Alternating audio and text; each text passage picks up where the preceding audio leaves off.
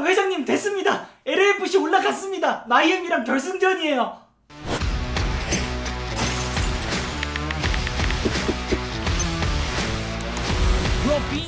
현재 프리미어리그는 이제 막 9라운드에 접어들었고 이번 시즌 K리그는 전북의 우승이 확정난 상태에서 치열한 강등 싸움이 진행 중입니다. 사실 이렇게 우승팀이 먼저 정해지면 막 마지막까지 누가 우승할까 이거 보는 맛은 없어서 좀 아쉬운 것도 있잖아요. 근데 MLS는 지금부터가 진짜입니다. 이제 시작이에요. 먼저 MLS 방식은 조금 다릅니다. 일단 프리미어리그와 K리그는 단순하잖아요. 시즌 내내 가장 많은 승점을 쌓는 팀이 우승입니다. 근데 MLS는 정규 시즌은 예선전, 지금 열리는 플레이오프가 본게임 이런 느낌이에요. 물론 정규 시즌 1위 팀에게 서포터스 쉴드라는 트로피를 별도로 주긴 하는데 현지에서도 이건 약간 수고했어 수준의 보상 같은 느낌이고 플레이오프 우승이 진짜라는 겁니다.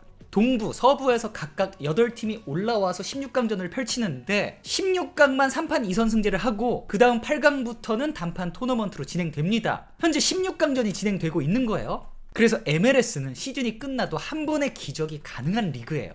이거 어디서 많이 보던 방식 아니에요? 그렇죠. 현재 펼쳐지고 있는 야구 메이저리그도 이와 똑같진 않지만 비슷한 방식이 있고 NBA, NFL도 마찬가지로 비슷합니다. 이게 바로 미국식 스포츠 감성인데 미국은 뭔가 꾸준함보다는 드라마, 예측 불가능함이 스포츠의 본질이라고 생각하는 경향이 있는 것 같아요. 근데 이건 스포츠뿐만이 아니라 미국이란 나라 자체가 그런 거 아니야? 뭐 정책들이나 기업들을 봐도 뭐 항상 예측 불가거나 상상 그 이상이야. 내 주식 그래서 1위를 하든 3위를 하든 사실 큰 차이는 없어요. 홈 경기 한두 번 더 하는 정도의 어드밴테이지 결국 플레이오프에서 이기는 팀이 진짜 챔피언이 되는 겁니다.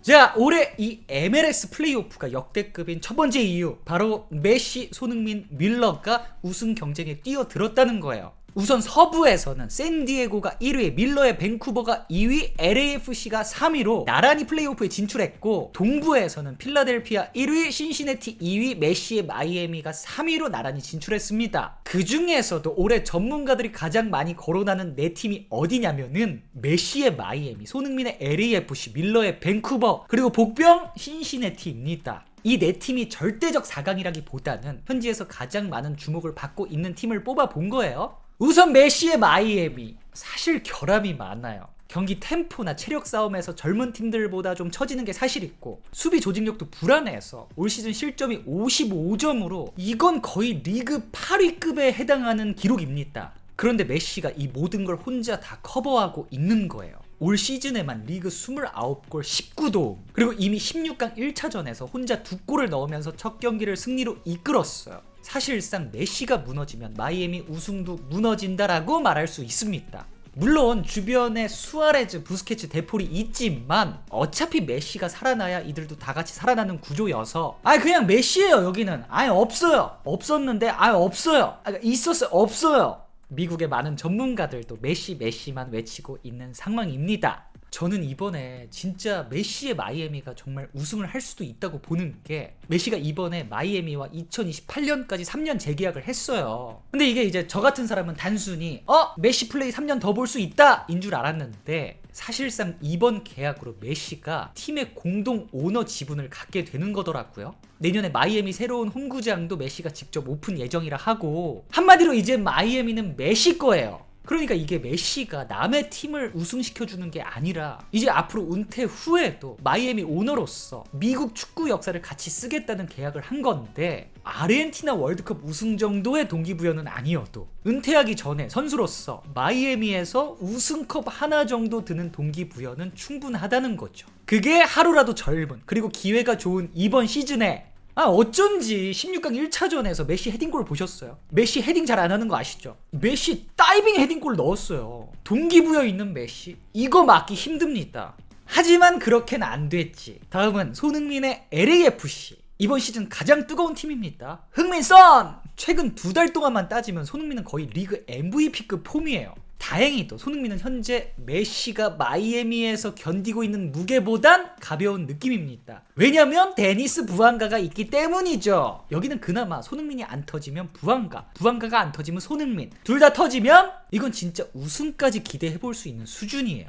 다만 LAFC도 마이애미 정도는 아니지만 역시나 수비가 좀 약해요. 리드를 잡고도 꼭 막판에 한 골씩 실점하는 패턴이 있는데 그래도 전반적으로는 플레이오프 경험이 꽤 많은 팀이라 그런 부분에서는 또 기대해볼 만한 팀입니다. 결국 이 팀도 마이애미와 비슷한 구조예요. 손흥민이 터지면 4강 결승, 흥부 듀오가 터진다? 그땐 진짜 우승 그림 나옵니다. 자, 다음은 윌러의 밴쿠버. 이 팀은 시즌 초중반까지만 해도 그냥 그랬어요. 전력은 나쁘지 않았는데 뭔가 팀이 정리 안 된 느낌? 근데 여름에 토마스 밀러가 오고 나서 진짜 다른 팀이 됐습니다. 밀러가 정말 그 축구지능 좋은 걸로 유명하잖아요. 경기장 안에서 무슨 조기축구 감독님처럼 계속 손짓하고 위치 잡아주고 템포 조절하고 중앙에서 팀 전체를 지휘합니다. 밴쿠버는 이미 16강 첫 경기에서 3대0 대승을 거뒀어요. 이 팀은 메시, 손흥민에 비해 스타 파워는 약해도 조직력이 정말 좋아요. 수비진도 시즌 후반 들어 점점 안정화돼서 지금은 서부에서 제일 밸런스가 좋은 팀으로 평이 나 있습니다. 결국 이 말은 뭐다? 손흥민, 메시가 안 터지면 밴쿠버의 우승 확률이 매우 높아질 것이다. 확실히 이 MLS가 축구 리그의 새로운 패러다임이 될 수도 있다고 느낀 게 이 스타 플레이들 보는 맛이 있어. 그러니까 예를 들어 세계 4대 리그에서는 거기는 상대도 똑같이 강해서 번뜩이는 플레이가 확실히 덜 나올 수밖에 없잖아요. 당연하잖아. 전성기 때는 4대 리그에 있어야지. 그 이후에 그렇다고 5대 리그, 6대 리그도 만만치 않아. 근데 관심도가 좀 떨어져. 그러니 엄청난 잠재력이 있고 세계 최대 자본을 보유하고 있는 MLS 와서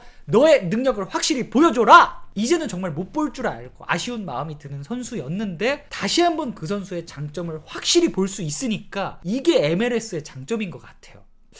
뭐 MLS가 앞으로 5대 리그, 6대 리그 포지션을 잡을지 아니면 세계 최고의 리그를 목표로 하고 있는지는 잘 모르겠지만 마지막으로 복병 신시내티. 여기는 우리가 알만한 스타는 없지만 진짜 잘 만들어졌어요. 유럽식 빌드업과 강한 압박으로 MLS에서 가장 체계적인 전술을 구사한다는 평이 나 있어요. 그래서 경기력 기복도 거의 없습니다. 무엇보다 이 팀은 스타보다 시스템이 우선이기에 어떤 팀을 만나도 자기 색깔을 잃지 않는 단단한 팀이에요. 전문가들은 말합니다. 메시의 마이애미가 떨어진다면 그건 신시내티일 것이다. 복병이라는 말이 딱 어울리지만 실제로는 그 누구보다 완성된 팀입니다. 이렇게 네 팀을 알아봤는데 이번에 한화가 19년 만에 한국 시리즈에 진출을 했잖아요. 제가 야구는 잘 몰라도 류현진은 알아서 이 서사는 대충 아니까 이걸 챙겨보게 되더라고요.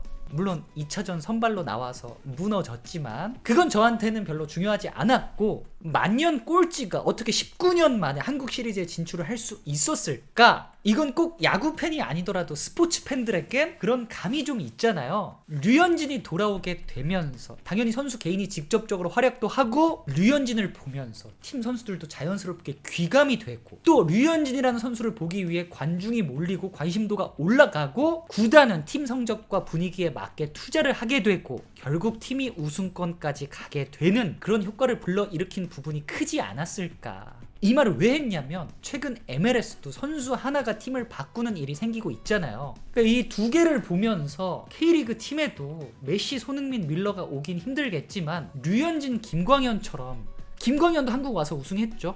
K리그 출신 선수가 전성기 시절에는 해외에서 활약을 하고 말년에는 K리그로 돌아와서 이러한 영향들을 줘서 구단이 성장할 수 있다면 그냥 한 명의 축구 팬으로서 정말 좋겠다라는 생각이 들더라고요.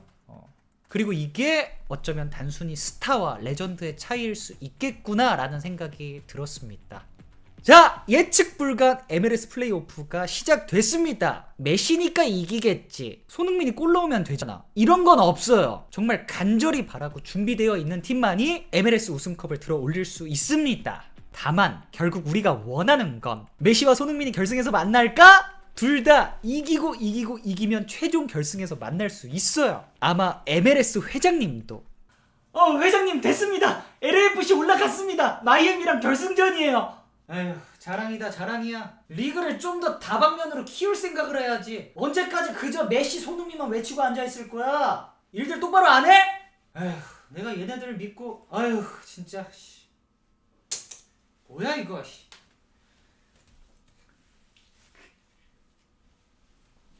똑바로 해! 과연 이번 시즌 MLS 우승팀은 누가 될지 끝까지 지켜보시길 바라겠습니다.